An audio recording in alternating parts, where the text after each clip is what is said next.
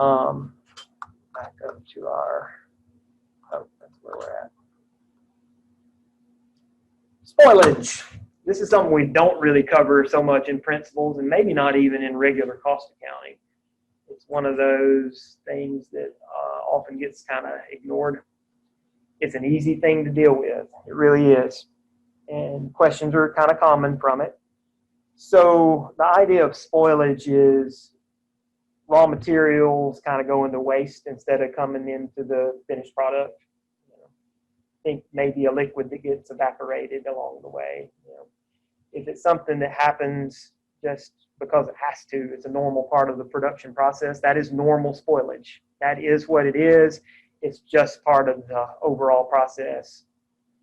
It's no big deal. It finds its way into the cost of the product because that's what we do. We use a gallon of this liquid and half a gallon ends up in it. It's really the same as, okay, we got to use a gallon of liquid. Who cares where it ends up? That's what we have to use, right? Abnormal spoilage is if we spilled that gallon in the floor, right? We wasted it. That's not normal. We don't do that. All right. So accounting is different in that normal spoilage is the cost of the normal spoilage if we wanted to identify it, which we wouldn't even probably do. It ends up as part of the inventory just as a normal cost of making the thing. Abnormal spoilage, that could be avoided. That's a period cost. Real easy. So normal spoilage, product cost. Abnormal spoilage, period cost. That's the takeaway. So that's an important cost. Of course, this is important. I just wrote all of that out. All this flow of cost stuff. So look at these questions here. That's really what they deal with throughout is this whole idea of normal and abnormal spoilage. And these problems are easy. In April, year one, they incurred total cost of $900,000. $60,000 normal, $30,000 abnormal. $60,000 being inventoried, $30,000 being expensed. That's really all it boils down to. So we got to find where it says that. They kind of try to be a little jerky with the way they. Nah, they really don't. I was thinking they flip-flop the numbers on us, but they didn't. So 60,000 is normal, 60,000 is inventoriable, right? 30,000 is being expensed. Good, quick, easy thing to know and get points with if you can remember how to deal with spoilage. Now, CMA questions, they get pretty complex with all this whole spoilage stuff. They'll run you through a whole process costing scenario where you have to assign costs to abnormal spoilage, and yeah, but we're not as detailed with that in this, luckily. Number 2 here, they manufactured 5,000 units that could be sold. They're sellable. 200 of the units that came out at the end are useless, but normally. So, that's just part of the way it goes. Some of them don't come out right for whatever reason. 200 units of normal spoilage. Can't sell them. This time, 300 units were abnormal spoilage. Something went wrong more than usual. So this whole scenario ended up costing $99,000. How much should be debited to finished goods? All right, so here's what you do with this. You're going to say, I just spent $99,000 in producing all of that.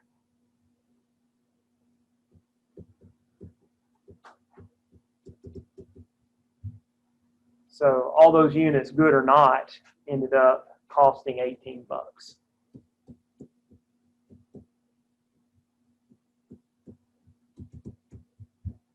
I use that and I start assigning that cost to all of that happened, right?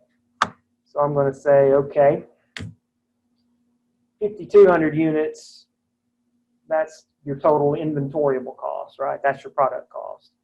Your good units and your normally spoiled units, right? So inventoriable cost.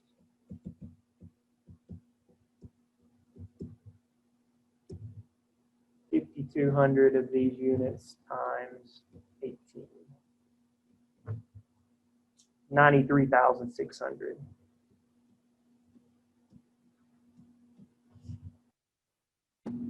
That's your answer, but let's talk a little bit more about this. You know, we assign this little $18 amount here. Well, when it all falls out in the end, really our cost per sellable unit is going to be more than that, right? We would say, okay, our cost per unit is really this divided by the 5,000 good units, right? So, yeah, I mean, we use what happened to assign cost to inventory. But when it comes down to it, we don't have 5,200 units in inventory. We got 5,000 units. The other 200 we threw in the trash, right? So our cost per unit, I punched the numbers in, is actually $18.72 per unit. Just to kind of carry it a little farther, right? And to carry it even farther, period cost here would be those 300 units.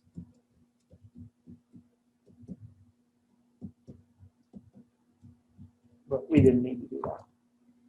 That's true. I don't remember that one, but I don't doubt it. I think it was like they took 5,200 and divided it by 5,500.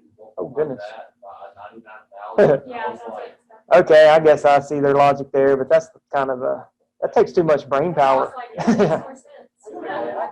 You liked it that way, or you did it this way? I did it their way. You did it their way? That. So your mind worked that way. Yeah, there's different approaches probably to every one of the problems that we do. Pick one that makes sense to you and go for it. She liked their way better. You like this way better. I found that I tend to go, if there's a shortcut to take, I tend to not take it. My mind likes to see it step by step, so I tend to go a little bit the long way. I feel like yours might have been a little bit of a shortcut way to do it, right? Yeah, I tend to not do that, which I guess kind of works for laying it out for other people to see, because, yeah, my mind doesn't grab the shortcuts like others will.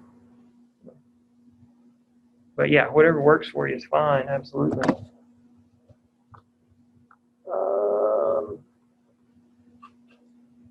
In June, this company experienced scrap. So scrap and spoilage is very much close to the same thing. Scrap is a term that tends to be thrown around when you're able to take what was spoiled and sell it off and get a little money back. Scrap, normal spoilage. Do what? Oh, sorry, I thought you were saying something. Scrap, normal spoilage, and abnormal spoilage were experienced here. The cost of units produced includes what of all of this? It includes scrap and normal spoilage, but not abnormal spoilage. So to kind of talk this out a little bit, normal spoilage would make that cost go up.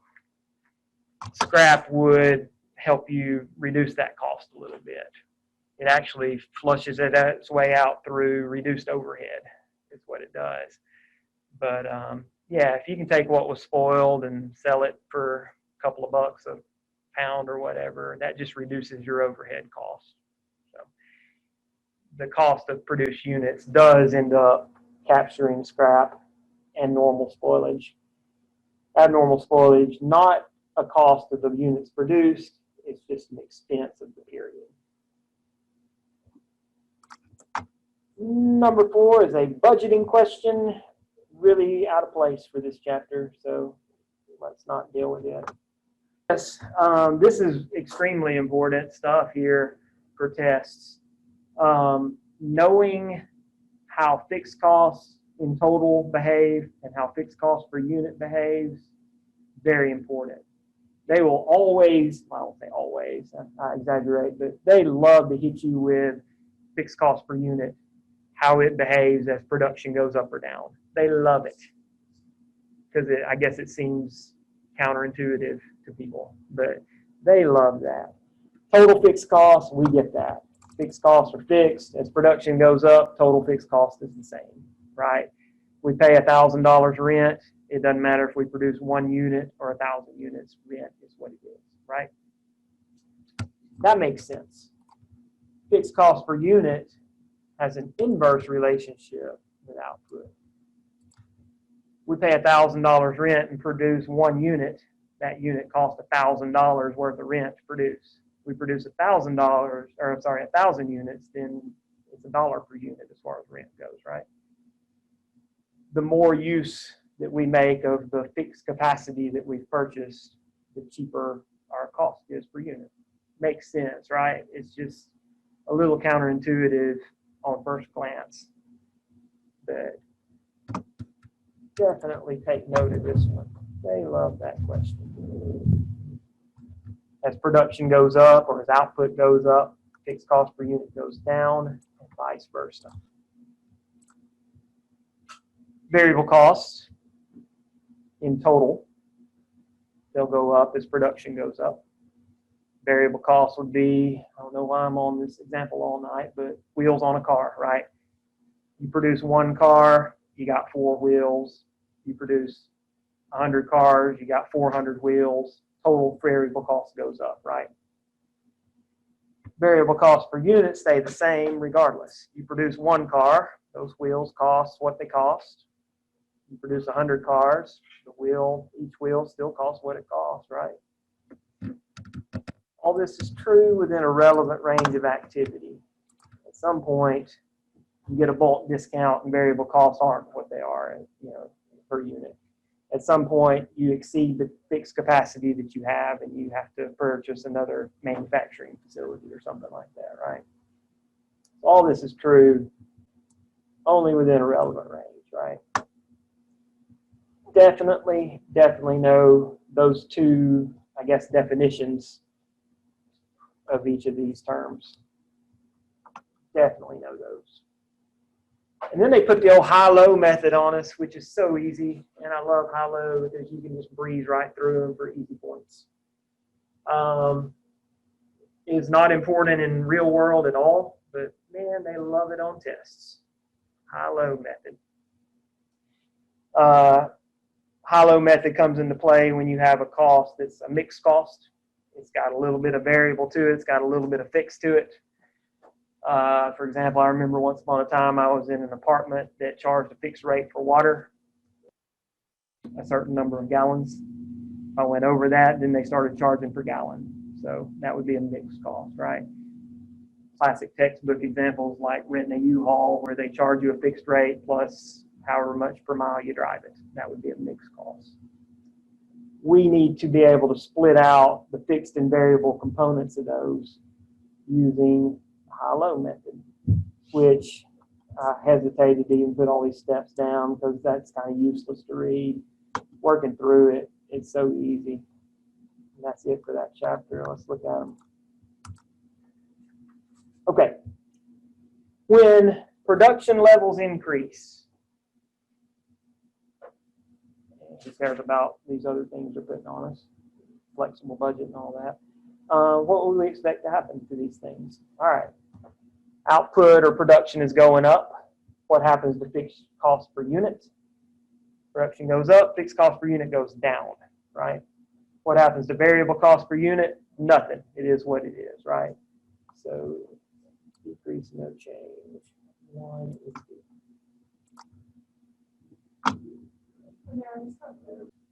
High-low right here. Definitely know how to do it, and it's definitely easy. You got to just get in a rhythm of it.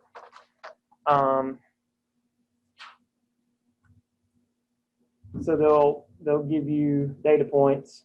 Sometimes they'll give you a list of data points, and you have to identify which one you want to use.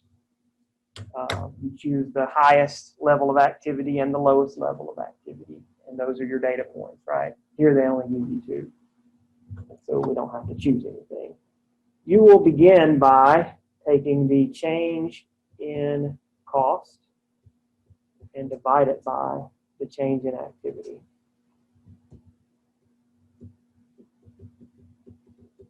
That'll get you your variable cost per unit with a really logical, simple formula. Cost went from 132,000 to 160,000. Cost went up $32,000, right?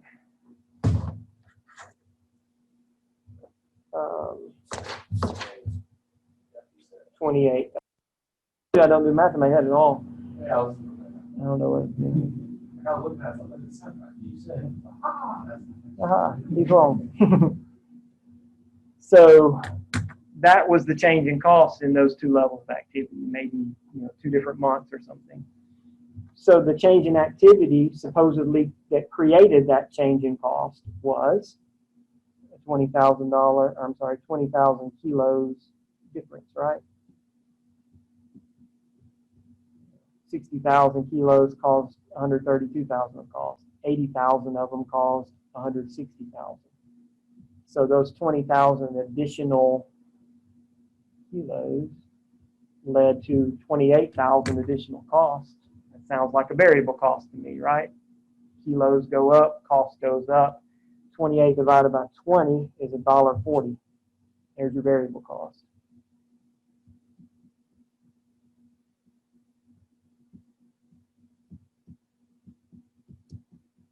We're halfway there. Sometimes the problem will just ask you what is variable cost. And there you'd be done. All right, so there's kind of step, however many. It's really one step if you think about it. Does that make sense? Pretty logical, right? I think that's why the textbooks like to do this, because it makes sense. Once you got variable cost, pick one of these levels of activity. Either one, or if you're not confident in yourself, do calculations with both just to make sure it works the same way each time. There's one level of activity right there, and there's another level. Choose either one. Apply that variable cost to that and see what happens. So we got 80,000 kilos.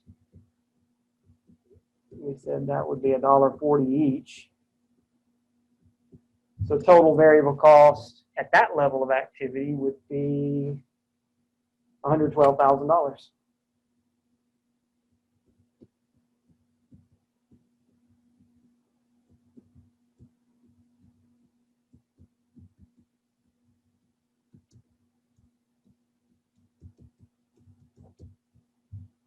The total cost at that level of activity is $160. I'm going to stick that right there and subtract.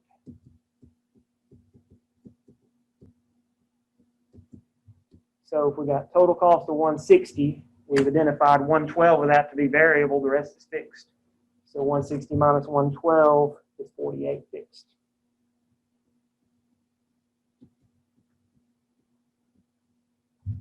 That's the other thing you need. So that's the high-low method. We got a formula now we can use to estimate cost at any level of activity, right? Total cost equals $48,000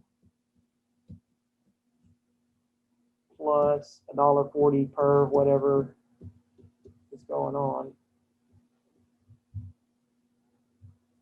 Plug it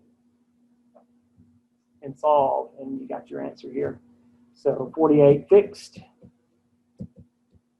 plus $1.40 times 75,000. So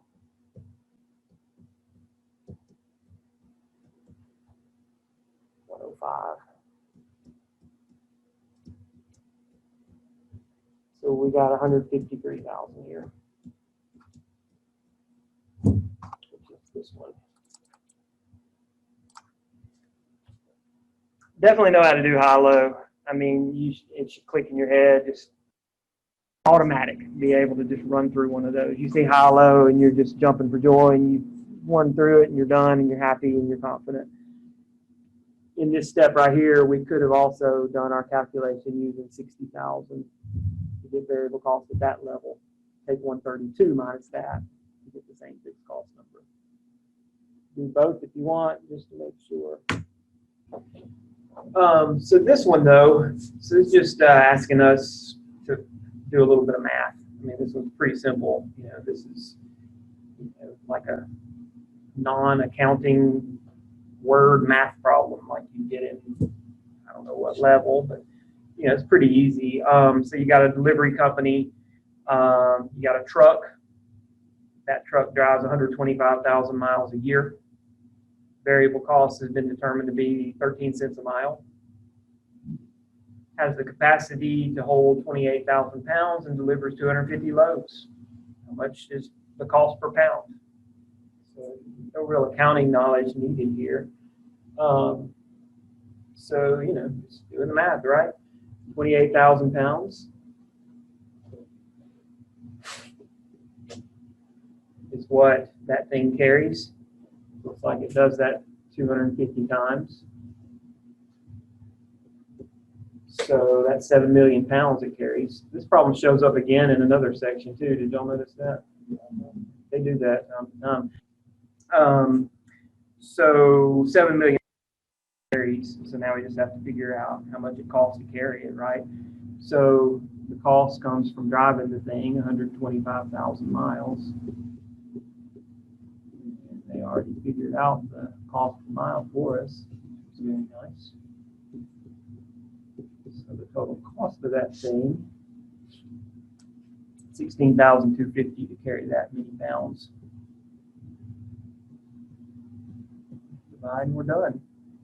Weird answer choices on this. I don't know why they gave us all those decimals.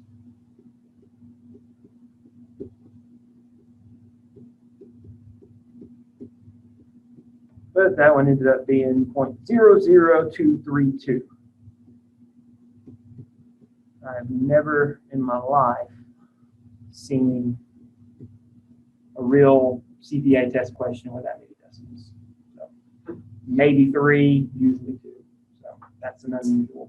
I don't know why they did that, but they did. So there you go. Moving on. So when using a flexible budget, you know, forget about the whole flexible budget part of it. I don't know why they threw that in there, but a decrease in production levels within a relevant range would do what? All right, so this just goes back to the 4 really important kind of definition type things we gave for those 2 terms last time, right? Variable cost stays the same per unit with changes of output. They increase or decrease as output increases or decreases. Fixed costs the same in total, or fixed costs go down as production goes up. You need to know those by heart. So here we've got production levels going down. So, you know, you could either read the answer choices and find the one that's right, or think in your head what you're looking for and then find it however you want to go about it. But it says that it decreases variable cost per unit. No, decreases total cost. Yeah, that's what it does. I'd probably read the other 2 just to make sure. Increases total fixed cost, it does not. Increases variable cost per unit, it does not. So decreases total costs. Because total variable costs go down, total fixed costs stay the same, total costs go down, right? Number 5, throwing a graph on it. I don't like seeing graphs. What's this one? I don't remember. Oh, this is high-low, isn't it? Yeah. Okay. So they make us find the high and low marks on the graph. Almost a grave. Huh. That's weird. So you've got dollars here and units here. So our high dollar is 75,000. Our low dollar is 15,000. And our high units is 20,000, and our low is 0. Okay, kind of a weird thing, but you can do the math and figure it out, right? So a $60,000 change in cost results from a 20,000 unit change.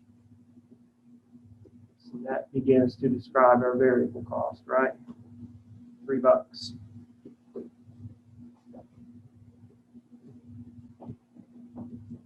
So we're halfway there.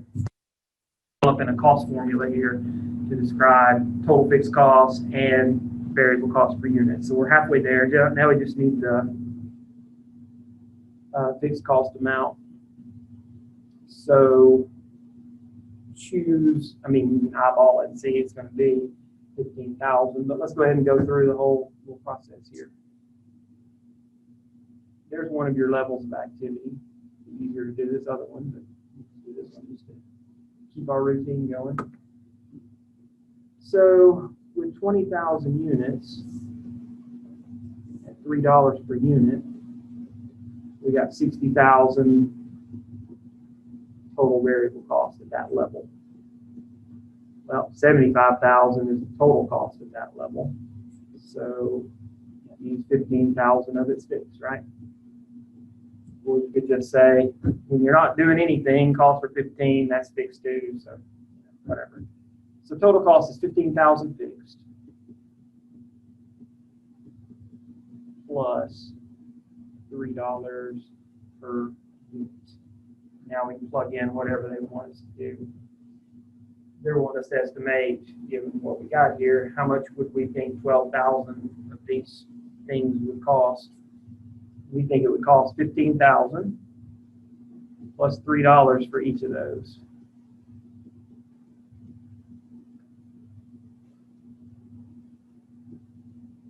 So 15 plus 36.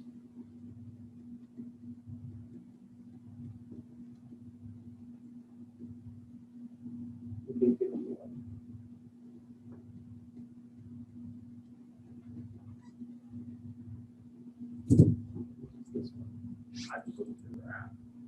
You just win, as if we need to do another one. Here's another one to do. Definitely know how to do these, right? Here they're making us find the high point and the low point. So here's the thing.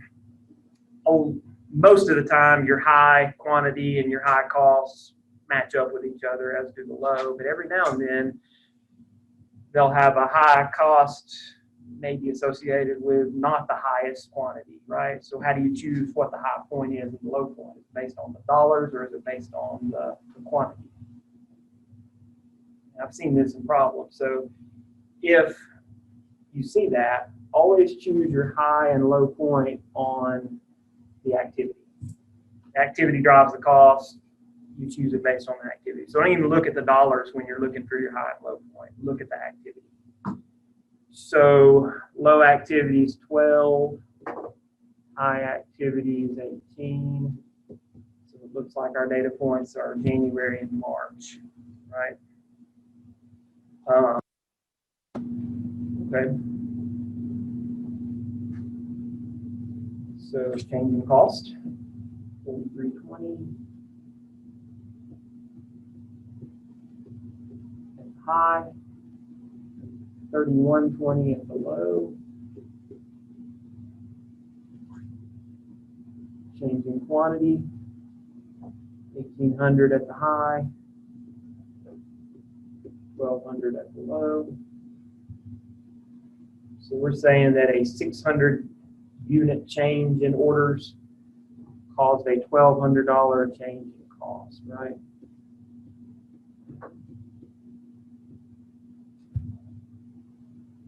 So we're saying variable cost of $2 per unit. And this problem is super nice to us. That's all they're looking for. What's the estimated variable cost? $2.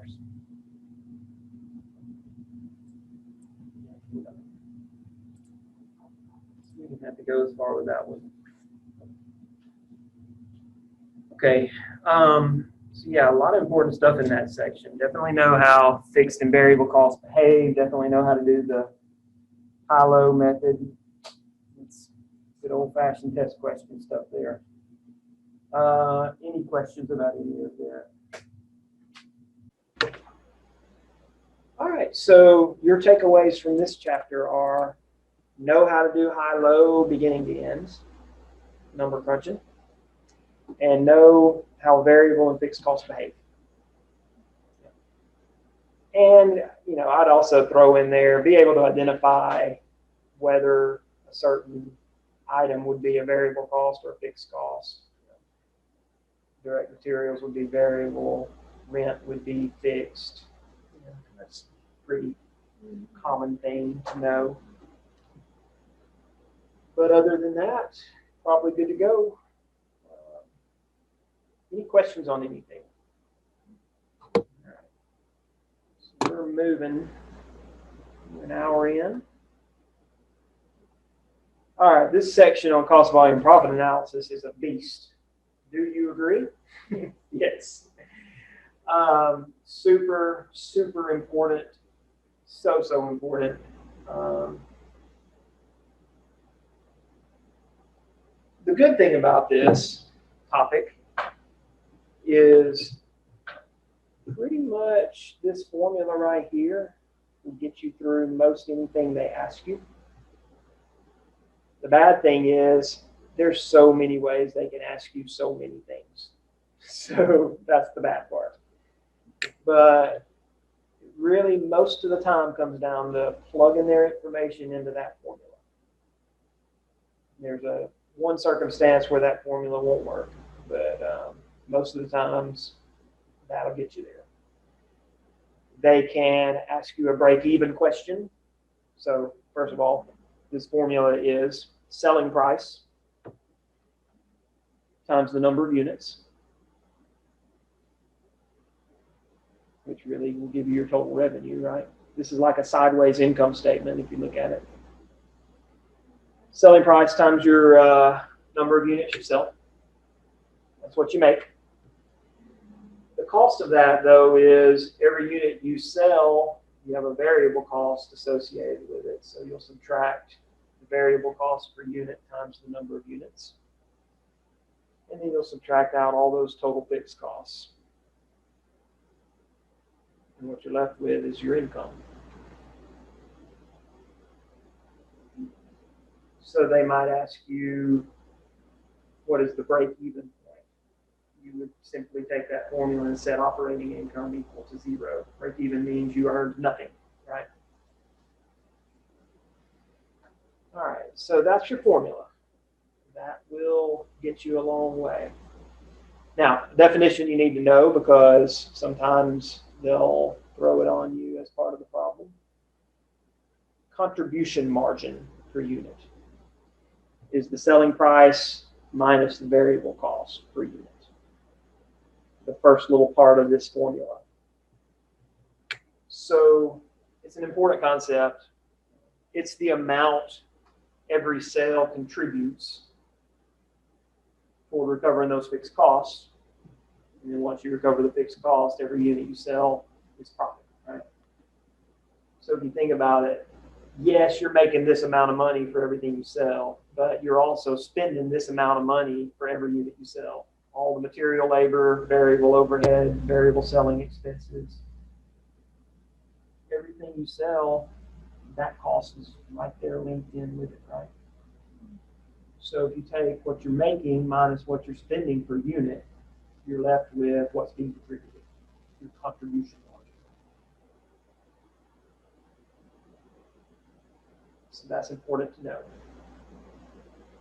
So rewriting that formula up there, it really comes down to taking your fixed cost and dividing by the contribution margin per unit.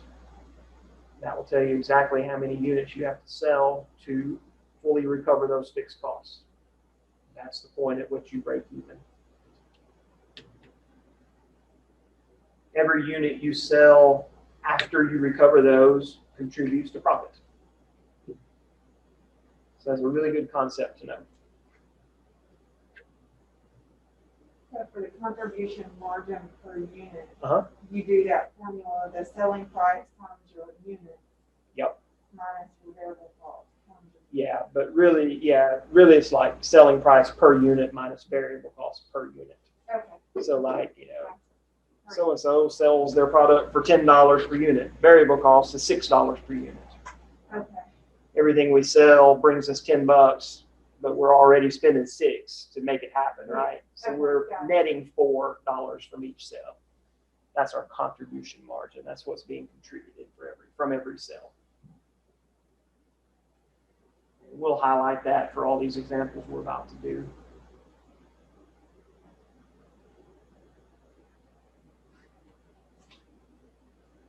There's like, what, 14 in this section? I think there's only 11 now. I had 14 on my spreadsheet, but I only saw 11. So I think I counted, or maybe there used to be 14. But yeah, I only had 11 of them. It was a lot. It was too many. It was just exhausting. But honestly, it's funny. I love doing these. I love the break even and these types After of you things. explained it like this, Mm-hmm. it makes sense if I can just go back and Yes. do it that way. Yeah. Yeah, that's the key, is to be able to put this type of thing into words and understand what's going on. That's really important. Very, very important. I don't think they explain it that way. Yeah, they don't always go about explaining things the way you would want them to. I've noticed that. Those videos that are part of each module, most of the time, they're not necessary. I don't know if you've been watching them or not. I watched them this time because I was trying to I'm having to hurry a little faster, but no, I try to go through the notes, and if I need to, I'll go through the videos too. Yeah. Okay. So we got a good definition. We definitely need to know contribution margin per unit. This is really a concept more than anything. The fact that fixed cost divided by contribution margin is our break-even point. You'll get a lot of conceptual questions on this topic and number crunching questions too. So that's why I want to make sure and highlight that.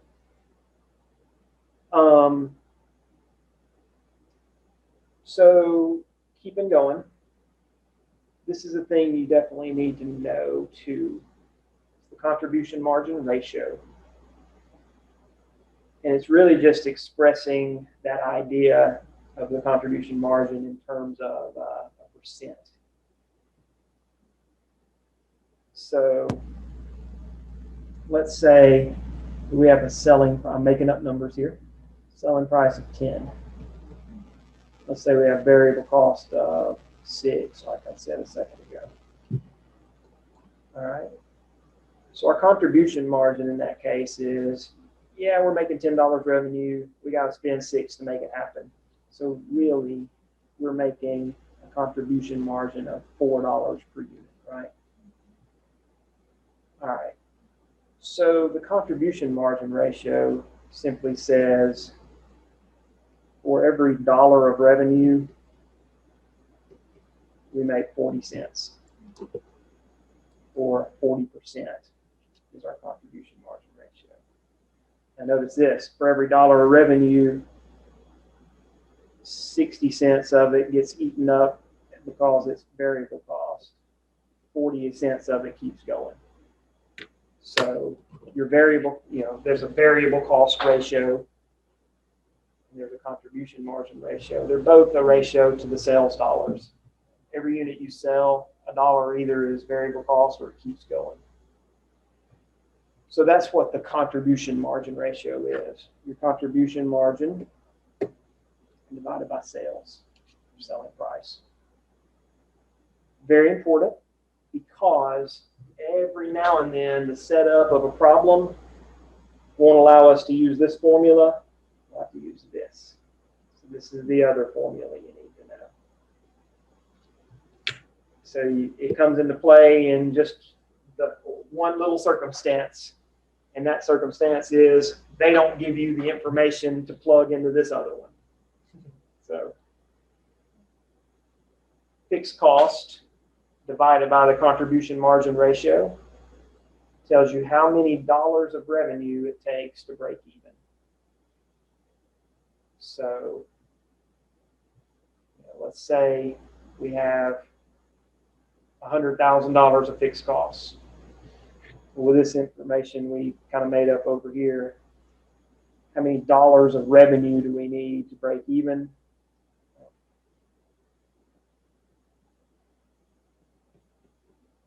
Every dollar of revenue only contributes 40 cents. So we're kind of backing into those dollars, right? don't even do simple math in my head. Me. It would take $250,000 of overall revenue to make that happen, right? So that's the way the contribution margin ratio works. It tells us, all right, we need total sales of $250,000 because 60 cents of each of those dollars goes away because of variable cost. 40 cents of it remains. At that specific level of sales, we have just enough to recover fixed cost. 40 cents per dollar stays. So that's how that comes into play. So again, made up numbers.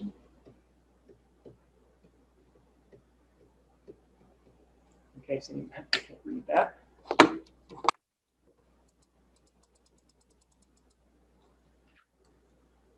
I'm going to save this back to our canvas. The marked up stuff. If you're looking back and wonder where did those come from, it came from my head. Yeah, those are your two formulas, and we're going to put examples with this here in a minute to kind of bring it all home. But then I make notes. So you might be asked to compute the break-even point. How many units do you have to sell to earn $0? Or you might be asked, how many units do you have to sell? Or how many units do you have to sell to earn this amount of income before tax? How many units do you have to sell to earn this amount of income after tax? You may be given a whole bunch of stuff and say, how much is their selling price given this set of circumstances? You could have to plug in all kinds of things. So you never know. They may be asking you, what is your break-even number of units? They may ask you, what's your break-even dollar revenue? So many different ways they can ask so many different things. We'll come back to margin of safety once we get a problem with it. I'm going to throw that on us in a minute at the moment. All right. Let's look at all the different examples here. There's a bunch of them. The first one they put on us is just a conceptual question, a really good conceptual question. Very common type of conceptual question. In other words, this is a classic. Simple definitional type thing. At the break-even point, meaning I have $0 of profit. I have sold just enough to recover my costs. My total contribution margin equals total what? That means I have contributed a total amount, just enough to recover fixed costs. That's what that means. I have contributed, contribution margin can be expressed as a per unit number, and it can be expressed as a total contribution margin. Here they're talking total. So when I've broken even, that means I've contributed a total amount, just enough to recover fixed costs, leaving me with $0 of income. That makes sense? Okay. If that were per unit, would it still be fixed cost? If it was per unit, it wouldn't make sense. They would need to tell us something different. Oh, yeah. Yeah. At break-even point, contribution margin, total contribution margin equals total fixed cost. Let's see. I expressed it this way on our notes. I said fixed cost divided by contribution margin per unit gives us the break-even point. Another way of kind of saying the same thing. All right. Number 2. That is not a good one to start with at all. So we'll come back to that one. That one's a handful. This isn't a good one to start with yet either.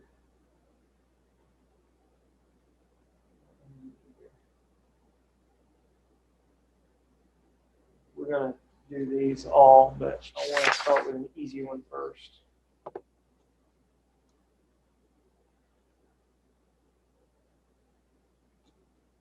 there are any easy ones.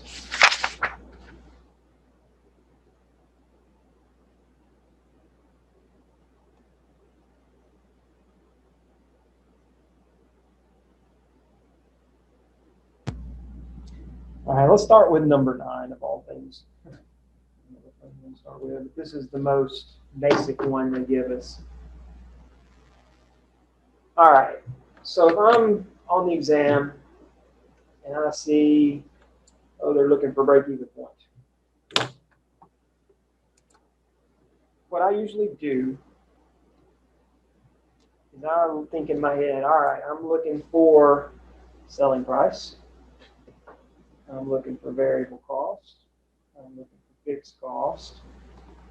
I'm looking for some possible operating income. I just kind of write down all the different variables that can be part of that, that formula that I had up there, right?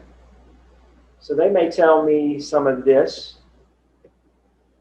They may tell me all but one of these things.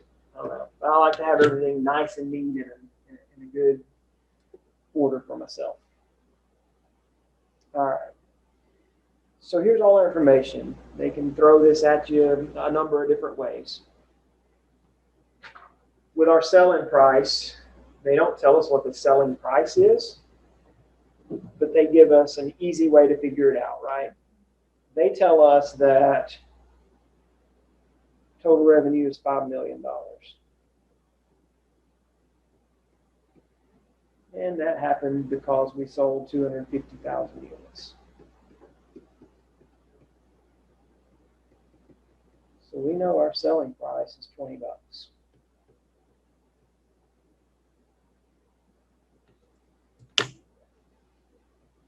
That's pretty easy. So we got that. You know, we're trying to figure out break-even point ultimately, right? So this is the variable that we don't know, right? What is our break-even point in number of units? And since they're asking us a break-even point question, we know that our operating income then in this setup is going to be $0, right? So now we just need to figure out the variable cost and fixed cost. Now, they could have been a little nicer to us on this and just said, hey, variable cost is this. But they make us find 3 different numbers and add them together. No problem, right? So this is a variable cost, right? Direct material, direct labor.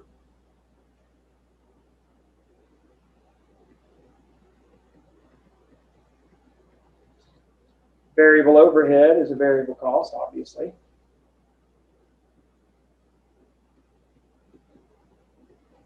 Variable selling and administrative expenses is a variable cost. They said so. All right. So total variable cost is $1,750,000.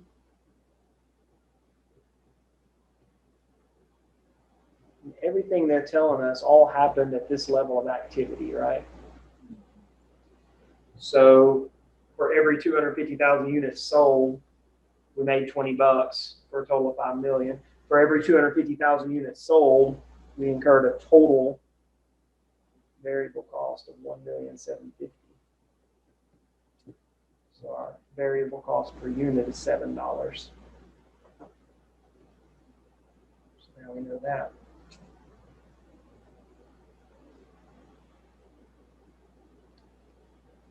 Fixed cost, we got 350, we got 300.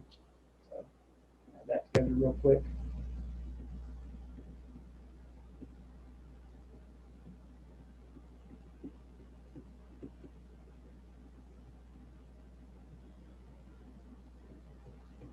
Now I have everything I need. So we got all our numbers. Now we just have to solve it in the formula. That formula is selling price times number of units minus variable cost times number of units minus fixed cost equals operating income. They're wanting us to answer how many units to break even. So with a $20 selling price minus a $7 variable cost. Contribution margin is 13 bucks, right? 20 every sell minus 7 cost. Minus fixed cost of $6.50. They want to know how many units to break even. So we say, what does it take for us to earn $0? So contribution margin of 13 per unit.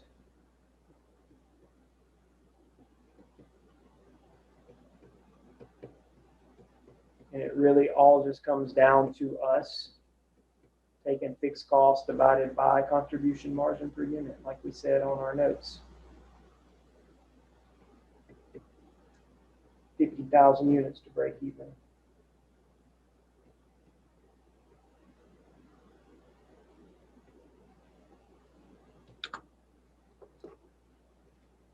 That one's the most straightforward one on here.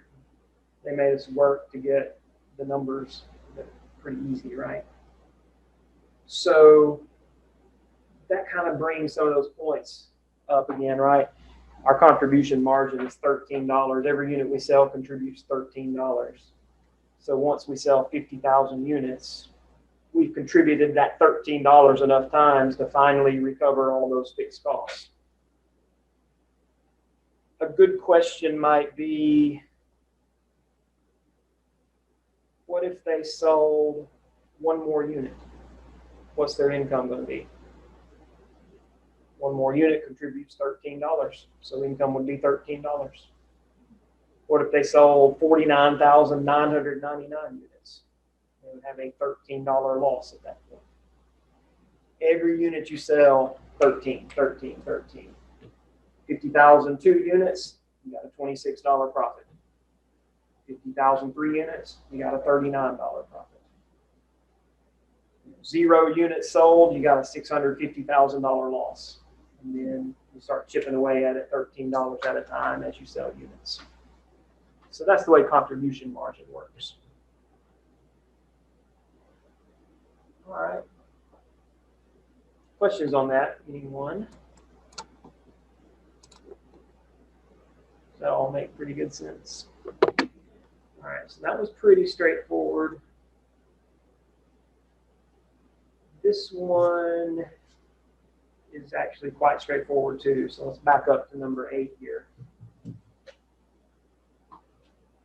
This is a good example of they can put this information on you a number of ways. They tell me that contribution margin per unit is $1,800 per unit. So that means that selling price times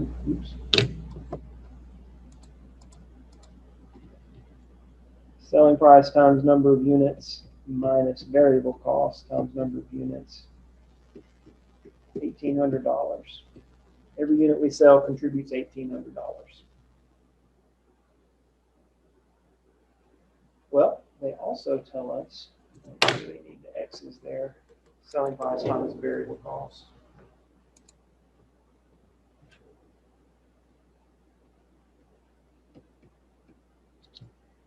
Well, they tell us that variable costs are 1,000.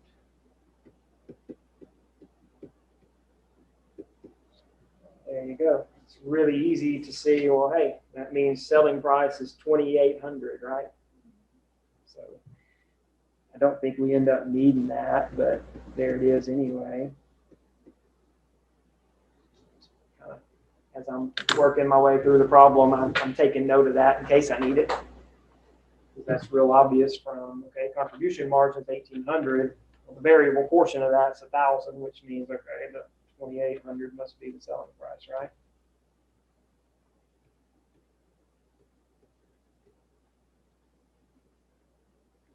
Okay, moving on. Fixed cost, 360,000.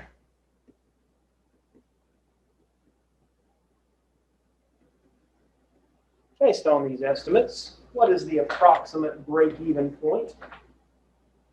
Well, you can set up the whole formula if you want, or you can just shortcut it and divide real quick if you can eyeball it and tell. The big long formula would look like this.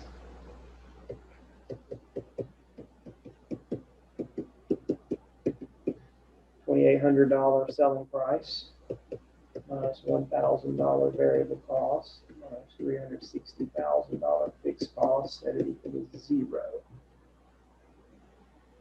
But crunching all that numbers really just results in you taking the fixed cost divided by the contribution margin. That's all you're doing. But algebraically working through it,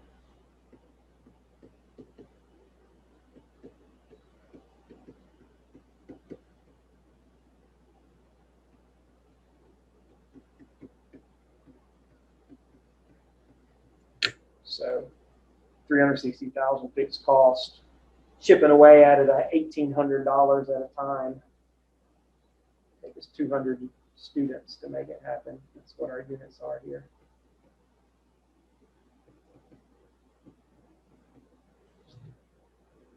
That's kind of the long way to have done this.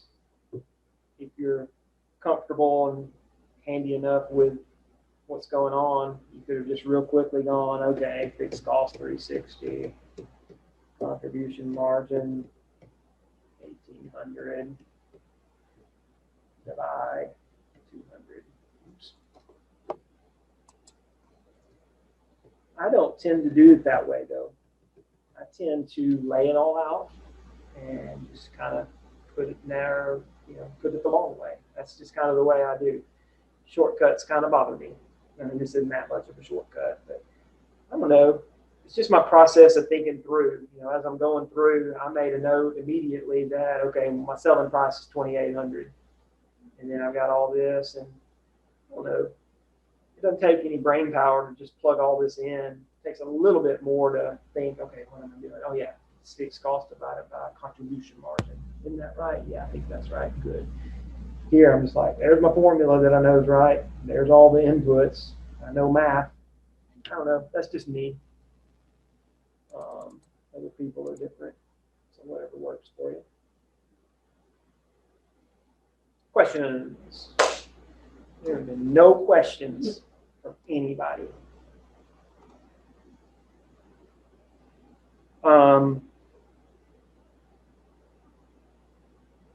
Okay. How many hated number 7? All right. I'm going to make you love it. Here's and this is a super classic type of question, so be ready. Now, here is the oh so easy way to do this. They're asking us the most likely strategy to reduce the break-even point. Forget numbers, forget formulas, forget anything. Ask yourself this question. Is a smaller break-even point good or bad? Do I want it to be smaller? Do I want it to be bigger? So if it's small, what if I said your break-even point is selling 5 units? Or then I said your break-even point is selling 500 units. Which do you like? 5 units. So reducing the break-even point is good, right? That is a good thing. Well, good things result from good things happen. And so the answer to this question is whichever of this stuff is the good things, right? So increase in fixed costs, good or bad, we don't want that to happen. Decreasing the fixed costs, okay, that's good. Decreasing contribution margin, that's not good. Here we're increasing contribution margin, that is good. So we got a bad thing and a good thing in the same choice. Good and bad in the same choice. So we're ruling those out.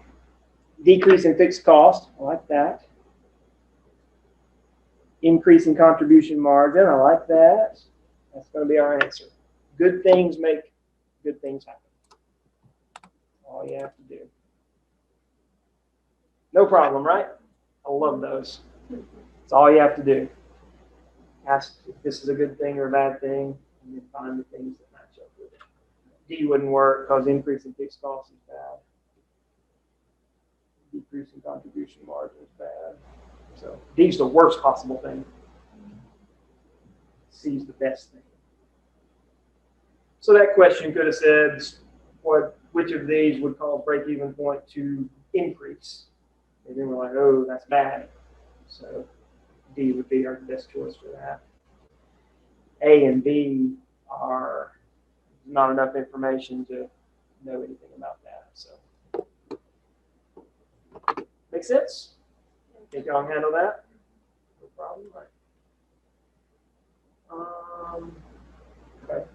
Yeah, that's a very important one that we just did. 6 is good. 6 is long. 6 is typical, though.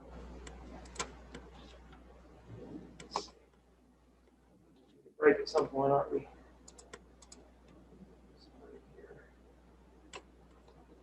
Let's do 6 and then take a break. All right. Stay organized. Take it one thing at a time. Chip away at it. This is a long one. In year 1, Thor Lab supplied hospitals with a comprehensive diagnostic kit. All right, that's too many words that don't matter. We don't care about all that. For $120. All right, that's their selling price. So I'm going to make a note as I'm reading through here. Get my numbers in a row. Selling price $120. I know that. At a volume of 80,000 kits, all right, so in year 1, they sold 80,000. That's my X. Every other problem we've been solving for X. Here they're giving us X. So that might mean we're going to have to solve for something else. At that volume, they had fixed cost of $1 million.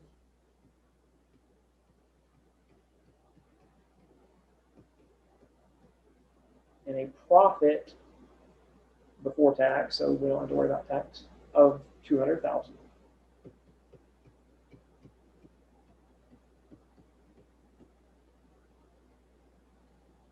And then they start telling us about year 2. All right.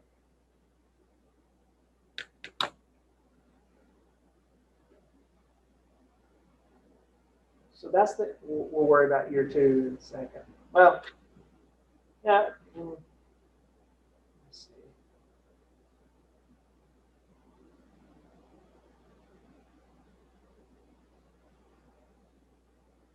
Let's go ahead and get everything down. Let's read the problem and get our information. And we'll worry about what we're going to do.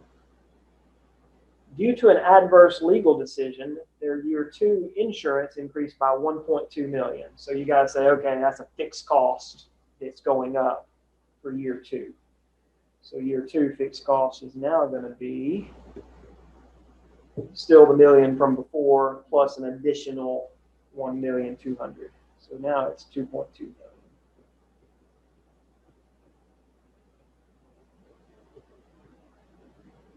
Assuming the volume and other costs are unchanged, volume still 80,000. Variable costs, they've told us nothing about, but it's going to be the same in year 2 and year 1 per unit and in total, because same level of activity. Assuming the volume and other costs are unchanged, what should year 2 price be? That's what we're looking for. If they are to make the same operating income of $200,000. There you go. So I've read the problem. It's got a bunch of mess scattered around, but I've got it nice and neat for myself. This is all that I'm told. They want me to use everything that I'm told to figure out year 2 selling price. Now again, there's probably a number of ways to do this, but I'll tell you what we're going to need to make any of this happen is some information about variable cost, right? So that is what we'll do. So I kind of have 2. I can't really figure out variable cost based on year 2 because I don't know my selling price and I don't know my variable cost. So we'll have to figure it out over here. I've got everything I need to do it. It's just going to be a little bit of algebra to figure it out. And there may be a shortcut way to do it that I'm not even trying to think about because I'm like, hey, I got a formula here.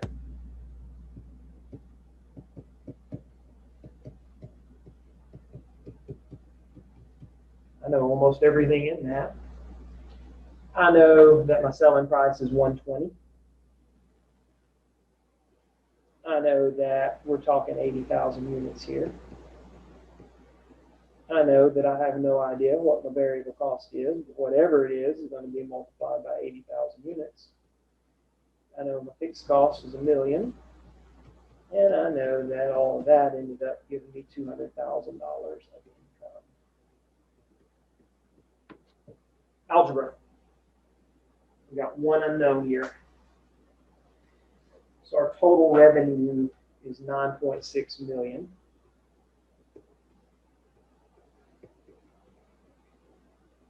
We don't know what our variable cost is, but we do know that 80,000 is linked in with it whenever we figure it out. We do know our fixed cost is $1 million. And income is 200,000. All right, we'll just, algebra steps, right? However you want to do it, shortcut it, long cut it, whatever. So I'm going to subtract the 1,000 over here on the same side. Or, I'm sorry, 1 million, not 1,000.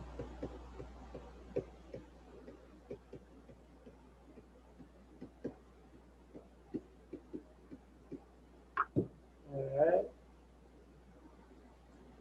And, however you want to do this,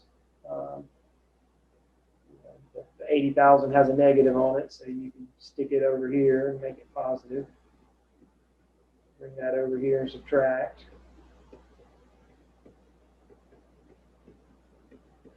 So your variable cost is divide $105. So that type of algebra you need to know how to handle if you don't remember how. Get comfortable with that. Algebra doesn't get any harder than that in any of this though. That's pretty much the extent of it. Just never know what unknown they're going to put on you, so be able to move the things around algebraically. We know our variable cost now, 105. And you can always plug it in and double check it if you want. All right, so now we're good. Variable cost didn't change, so it's going to be 105 over here as well. So now we got a new formula to work with and a different unknown to find. Selling price is what we don't know.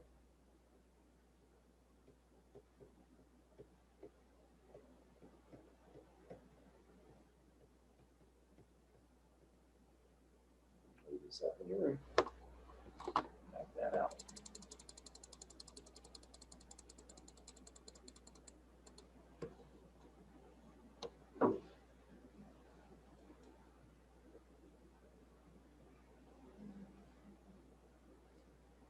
All right, selling price is what we don't know.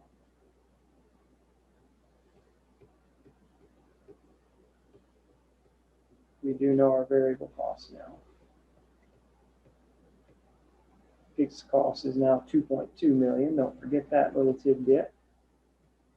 And operating income they're setting it at the same number. So that's our new formula. Now it's just algebra from here on out. You could work it all out like we just did, or you could look at your 4 answer choices and see which one works, however you want to do it. But yeah, working it on out.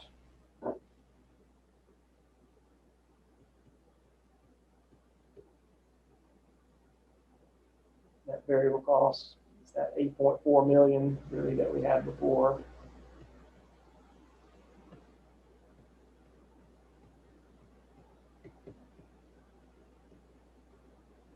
Those numbers.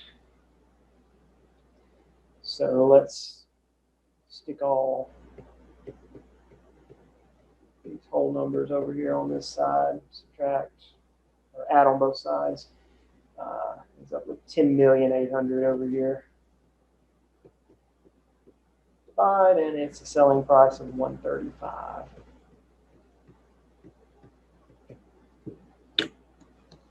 So that one took a lot of work. None of it was difficult work, though. And it's a common-ish setup. They will give you some year one, year twos, and change variables.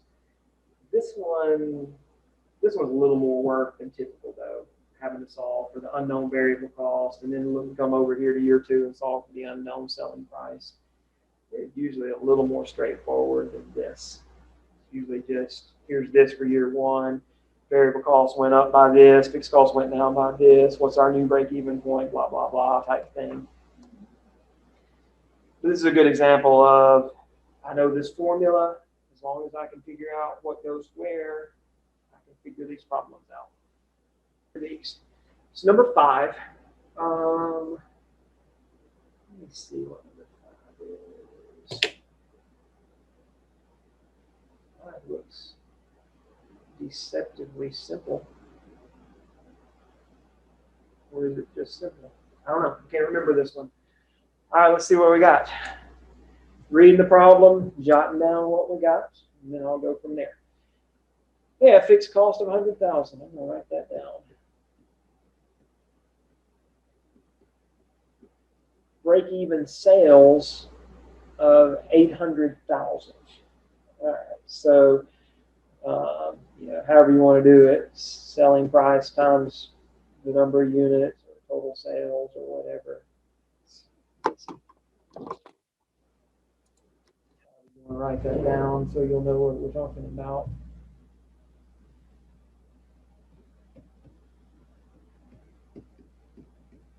All right.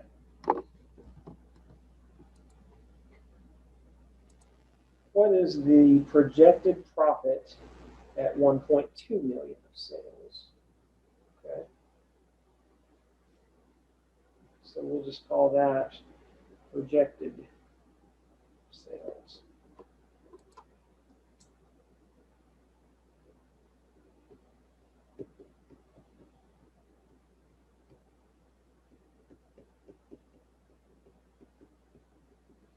And they want to know what our profit is. They're not giving us a whole lot to work with here, are they? So we know that this is at break-even point, right?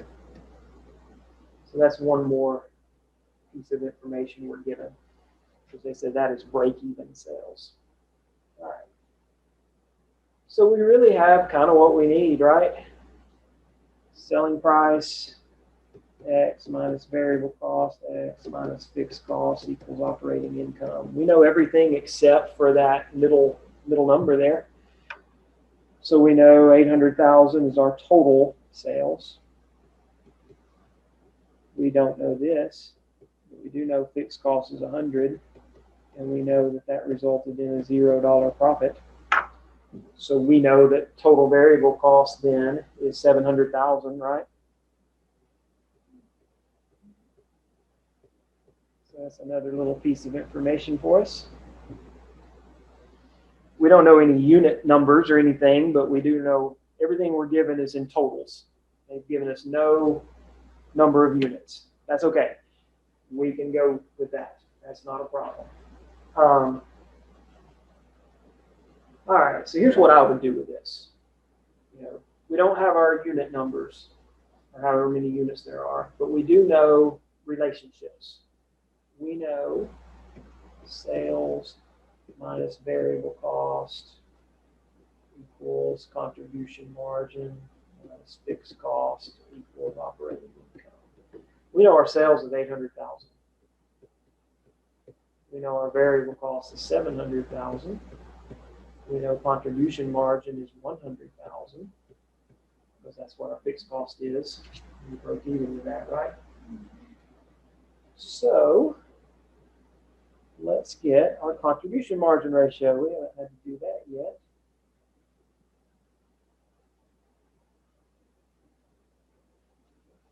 it as a ratio to sales. It's 12.5%. So that tells me every dollar of revenue, every $1 contributes 12.5 cents toward profit. That's all we need to know to figure this out. So all we have to do is say, all right, well, if we have 1.2 million of sales,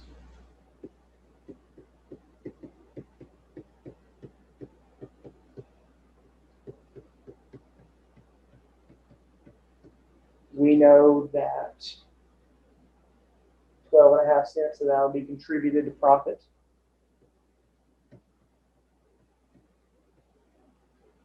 So,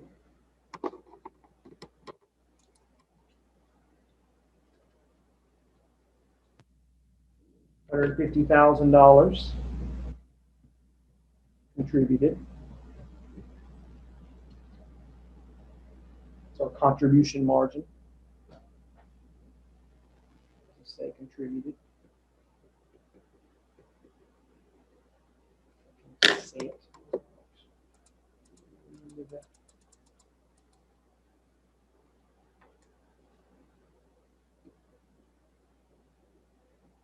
All right, so that's contributed. Now, that's not our profit. That's just what's contributed. That contribution margin contributes money to first recover fixed costs, then give us a profit. So what's left after the 100,000 of fixed costs? 50,000. Seems like such an easy question with all the 2 lines of information they give us, but I have to work for this one.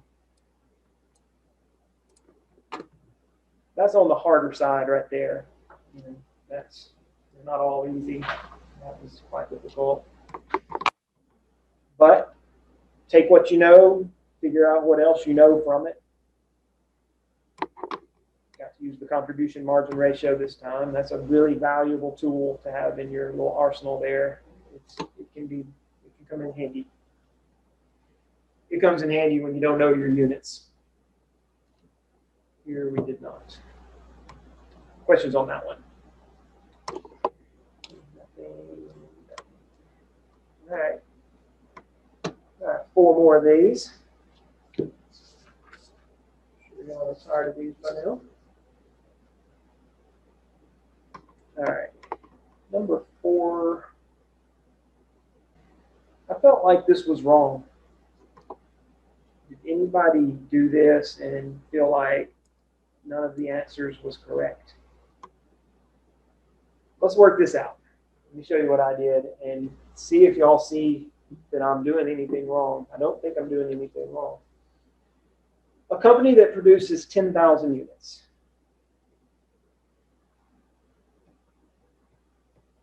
Oops, guys, in here with me. I did not like this one. All right. Did you get it right? Did you come up with one that you think is correct from the answer choices? Because the answer I came up with is not a choice.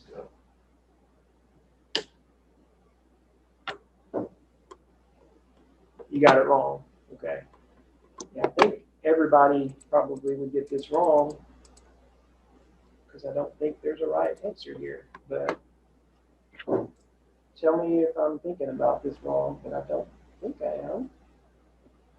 10,000. Why my numbers are scattering everywhere? All right. World. Okay. All right. They produce 10,000 units. They have a fixed cost of $300,000.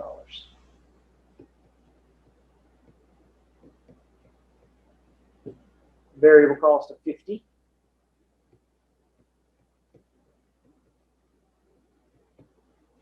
Sales price of 85. Starting out real simple. Just flat out giving us our information. All right, so that's where they start us. After learning that its variable costs will increase by 20%, right, so $50 it increases by 20%. I don't know, this sometimes messes with people's heads, but knowing how to increase something by 1% like this is super valuable. So, some of y'all might be like, well, obviously I know how to do that. Some of you might be like, what's he doing? So, increasing $50 by 20%. So you take the $50 times itself and an additional 20%. So just a quick, easy way to increase something by 1%. So it's now $60 after they increase it. So after learning that its variable cost will increase by 20%, the company is considering an increase in production to 12,000 units. So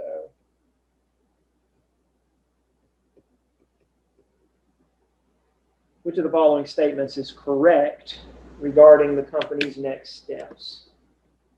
All right, so all their questions, or I'm sorry, all their answers are like, if production is increased, profits will do this. If production remains the same, profits will do this. To me, I feel like, all right, I'm going to have to increase my production to 12,000 units and crunch the numbers and see what happens. But first, I'm going to need to see what profits are before, right? So let's see what profits are right now. Right now, I've got 85 times 10,000 units minus 50 times 10,000 units minus 300,000. That's my profit right now, using all this information, all right? So 850,000 minus 500,000 minus 300,000. My profit now is 50,000. All right. So I'm good with what profit was. Now let's see what profit will be if I do these things. So all they're changing on us is they're not changing the selling price. They're doing 12,000 units now, though. Variable cost is 60 now. Equals 12,000. Fixed cost is still 300. So that would give me 1,020,000 of sales. That would give me 720 of variable and 300,000 of fixed. That is a $0 profit in that circumstance. So what I'm seeing with these two here is if production is increased, then profits decrease by 50. But that's not an answer choice on either of these, right? Here it says it'll increase. Here it says it'll increase as well. So that doesn't work. Now, what if production remains at 10,000 units on these new circumstances? Maybe I stopped working and maybe that's why I couldn't figure it out. I think I may have just said, that's not an answer up here. Okay, this may be mystery solved. If production remains at 10,000, whoops, I'm chiming in. Now I'll do the first problem with 60 in variable cost. Okay, yeah, that's what I was thinking. So now production remaining at 10,000 units. So 85 is still the selling price. 60 is the new variable cost. We're not upping our production. Fixed is still 300. 350. 600. 300. So that's a $50,000 loss, right? I'm doing stuff in my head, am I right? Yeah. So profit decreased by 100 right here, right? Positive 50, down to -50. Aha! I just stopped working. I got mad about the first two. So that's the answer. Shoot. How about that? Is that the answer, key answer, guys? I don't have it marked down with me. Anybody know? Are we right with D? Yes! That's been bugging me to death. I even have a little note here about answer key says this, but it's not true. But I knew that couldn't be. Ah, mystery. Yay! I'm so excited. That's awesome. All right, then. All right. What a weird problem. Okay. I am so glad that is solved. Like, surely they wouldn't have that kind of error here. Okay, nice. Very nice. I guess, I don't know why my mind got off on this. I guess I was just like thinking they were doing this. And I just stopped looking because I got so upset that there wasn't a choice for what actually happens. I don't know. It's a weird problem. It bugs me. But not as bad. Nice. Okay, good deal. How about number 3 and then number 2, and then we're done with this. All right. A ceramics manufacturer sold cups last year for $7.50. Selling price $7.50. This is just what I do when I have a problem. I just start writing stuff down, whether I think I'll use it or not. Variable cost was $2.25.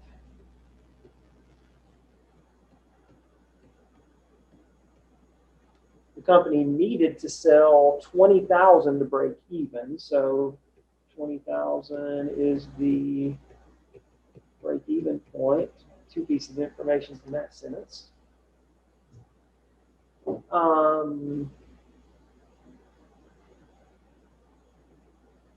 Lost my words. Where is it? Okay, they needed to sell 20,000 to break even,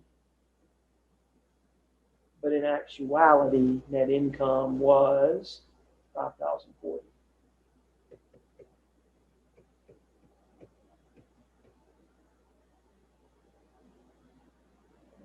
Okay. So there's my information so far. That's all last year. That's what happened.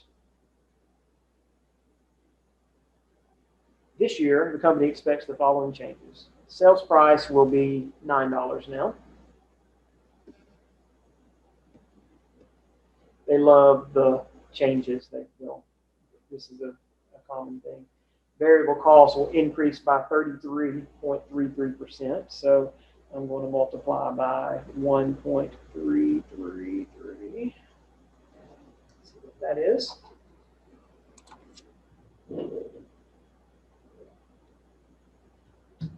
$3.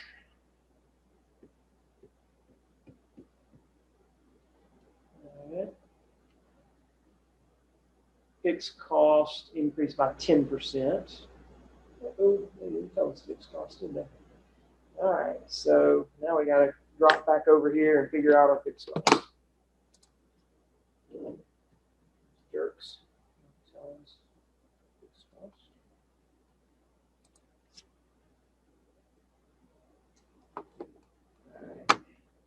All right. So I've got all my numbers for the break-even point over here. So let's figure out fixed cost real quick. Selling price. Oops. Do that. Write it out every time. 750. 20,000 units. Minus 225. 20,000 units. Minus we don't know. Equals 0. So see how they can always throw any unknown on you. So our sales at break-even point was 150,000. Our variable costs were 45. Our fixed costs were, who knows, 0. So 150 minus 45 minus what? 105. Like a puzzle. It's like, all right, I'm the missing thing.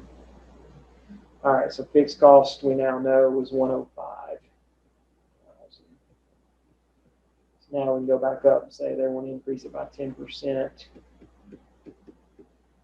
multiply it by 1.1. Fixed cost is 115,500 upcoming.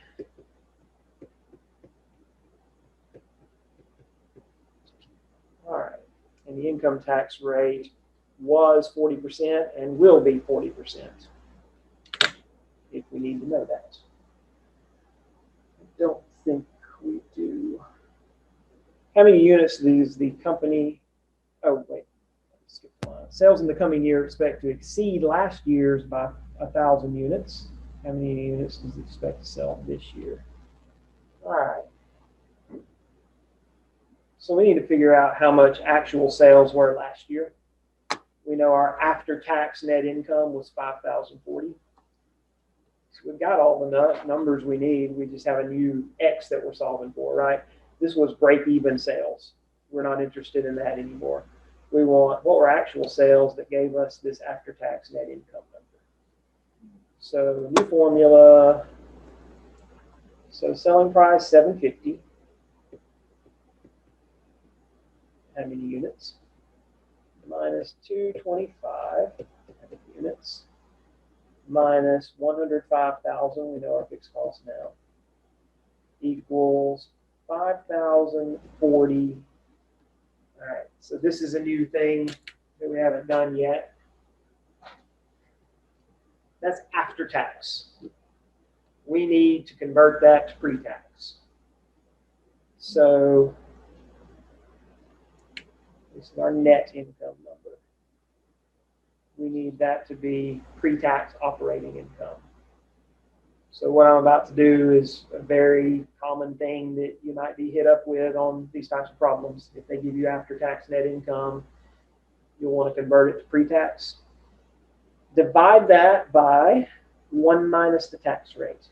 Divide that by, in this case, 60%. That's your tax rate, 40%. We want to back into a pre-tax number. So divide by 1 minus the tax rate. So 5,040 divided by 60% is, right, 8,400. That's your pre-tax number.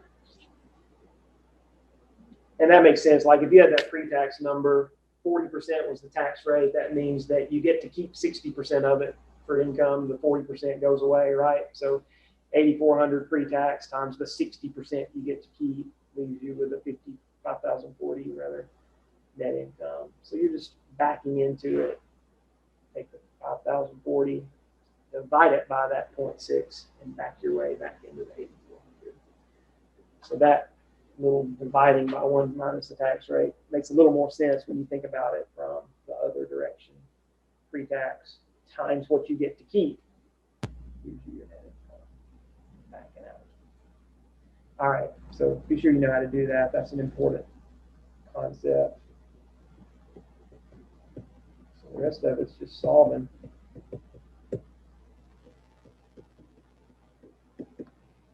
So our contribution margin here is $5.25.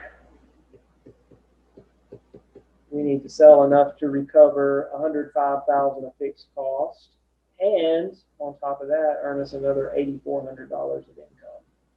So all in all, we need to contribute $113,400. So at $5.25 each, that means we're going to be selling 21,600 units last year. But their question is, how many do they expect to sell this year? This year they expect us to sell 1,000 more. So 22,600 this year. This one, that's a little much. They're running us all over the place. I wouldn't expect this to be a typical problem from beginning to end. It's just way too dang much. But there it is. It's all doable. It takes way too long. So, the CPA exam has a time limit on it, and they can't give you this kind of problem. It's too much. So they may give you one. It's just one. It's This is, look at all this. So, there you go. So 21,000 units last year. This year.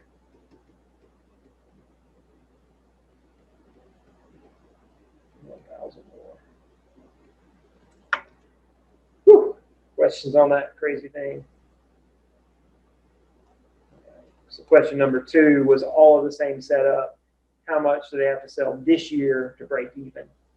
So our this year numbers are, so this is number 2. So selling price is 9, variable cost is 3, fixed cost is 115,500. Set it equal to 0. So that was kind of easy now that we have all these variables already. So contribution margin is 6. Fixed cost to recover 115,500. We will need to sell 19,250 units. So we have all that information from right down here. So if we had done number 2 first, we would have done all of this. It just would have been up here, right? So 19,250. Woo!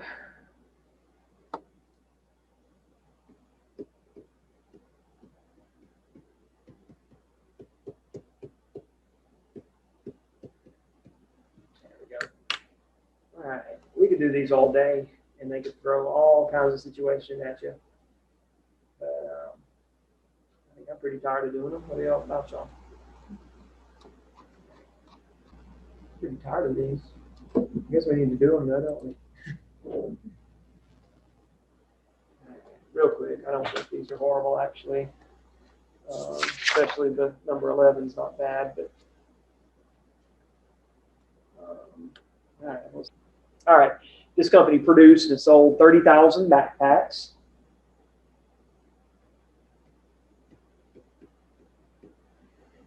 During the last year at an average price of $25. Variable costs are variable manufacturing costs, variable selling and administrative. Who cares about the breakdown? It's 15. So variable cost is 15. Total fixed costs were 250. This is going really well so far. They're just giving us numbers. There was no year-end work in process. Okay, I don't know why they threw that in there. That's neither here nor there. All right. If they had spent an additional $15,000 in advertising, then sales would have increased by 30,000. If they had made this investment, what change would have occurred in Trendy's pre-tax profits? All right.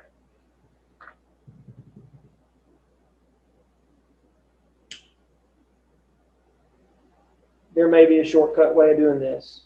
Like I said, I don't get into shortcuts. I just go with what I know and keep moving. I don't waste time trying to figure it out, a shortcut, because I'm not always confident that I'm right. So I say that to say this could be the long way, but here's what I did. I took all of this and I figured out what the profit was. 25, 30,000. Minus 15 times 30,000. Minus 250. So they had 750,000 of sales. They had 450,000 of variable costs. They had 250,000 of fixed costs. Net it all out, they made a $50,000 profit under those circumstances that we were given. So that's what it was. Now, they're saying, what if they had done this other thing? What if sales had gone up by $30,000? Well, sales would have now been $780,000, right? Up by 30,000. 750 before, 780 now. So we've made that change, and they had to spend $15,000 in advertising. So that would have increased the fixed cost by $15,000.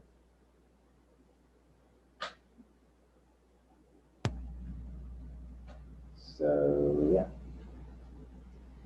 but as I did that way, I realized that my increase in revenue increased because I sold more units. So that means my variable costs are going to have to go up too. So like this isn't going to get me there because I still need to know what my variable cost really is.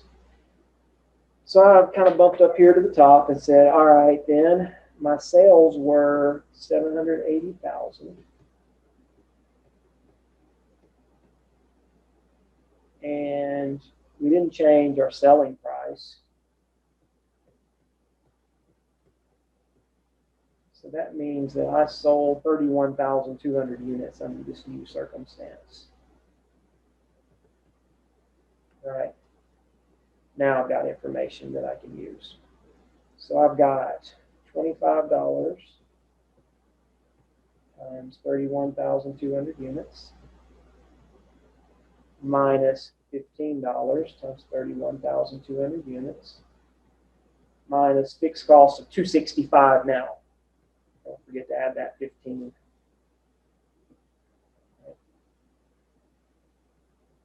So that's where that came from.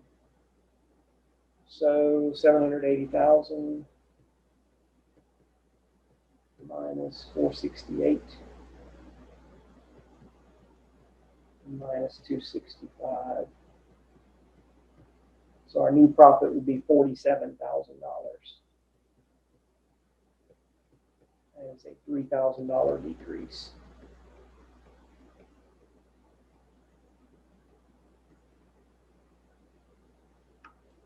That one took some thinking.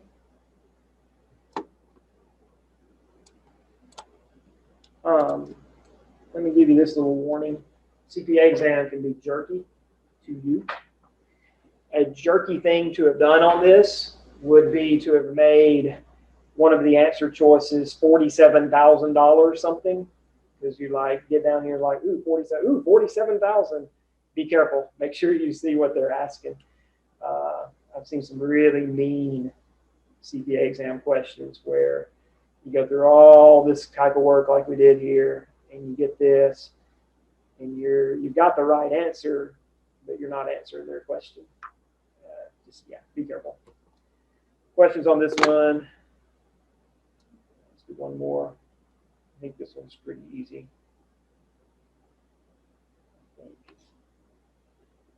No, this one's unusual.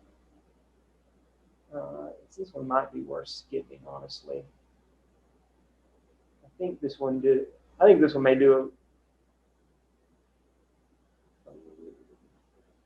we can talk about it if you want.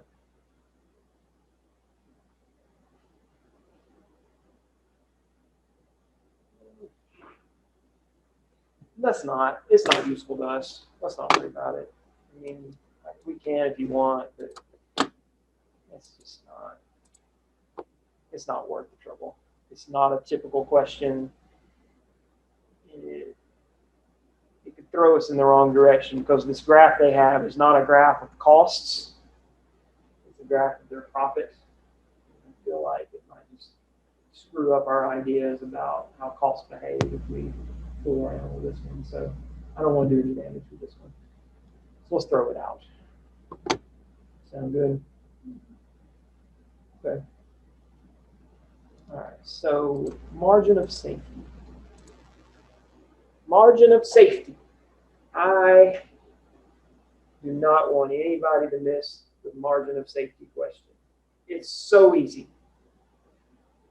but people miss it for some reason. All right.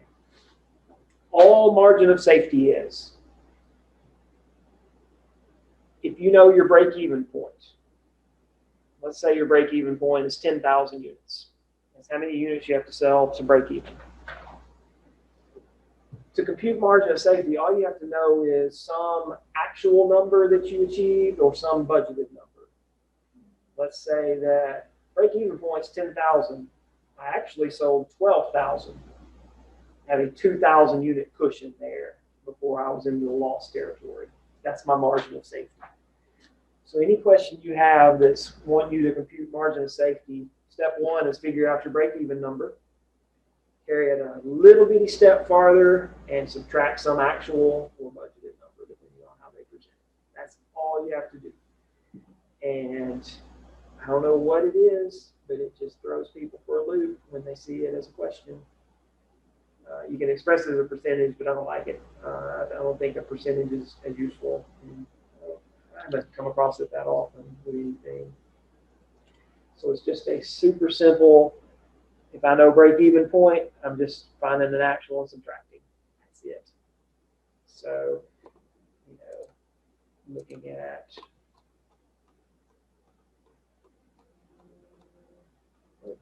get blurry. Yes.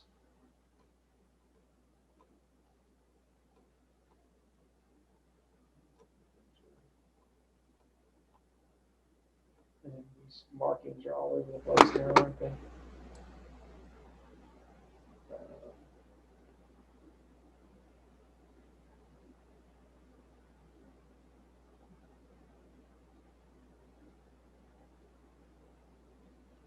All right, so in this one, for example, they needed to sell 20,000 units to break even.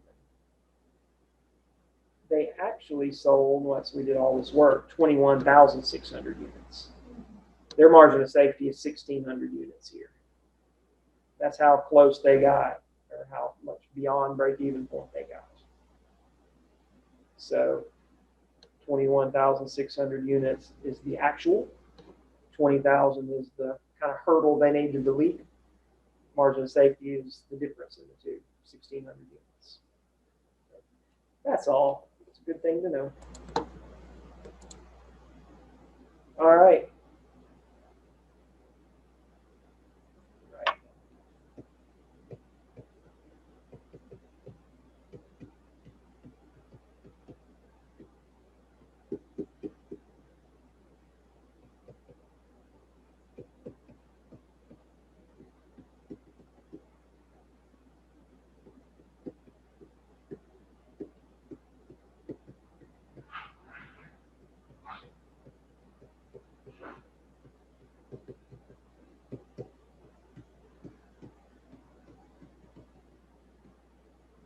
There you go. Okay.